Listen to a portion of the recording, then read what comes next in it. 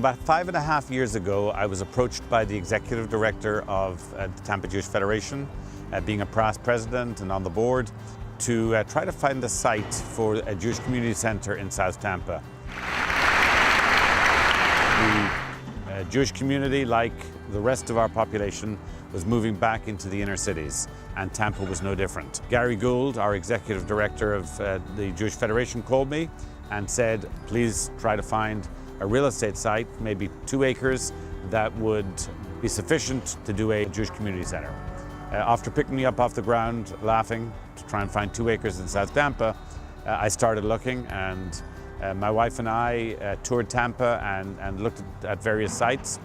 Really didn't find anything that was cost effective, and I called the city of Tampa. Jim Schimberg was then our attorney for the city, and asked him if he knew anything, and he directed me to the Armory. The building itself was built in the late 30s, early 40s, and opened on December the 8th, 1941, the day after Pearl Harbor. Over the years, the Armory has been used for many, many things. The most famous of them would be John F. Kennedy gave his last speech before he was killed in Dallas 4 days later at the Armory. It was the home and start of professional wrestling worldwide, and this building has a huge memory for people who loved wrestling. Elvis Presley cut an album here. It was the venue of many, many concerts.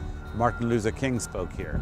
So the building has been full of history, and we intend to commemorate that history as we open the Armory. The Armory is going to be a very interesting experiment in JCCs.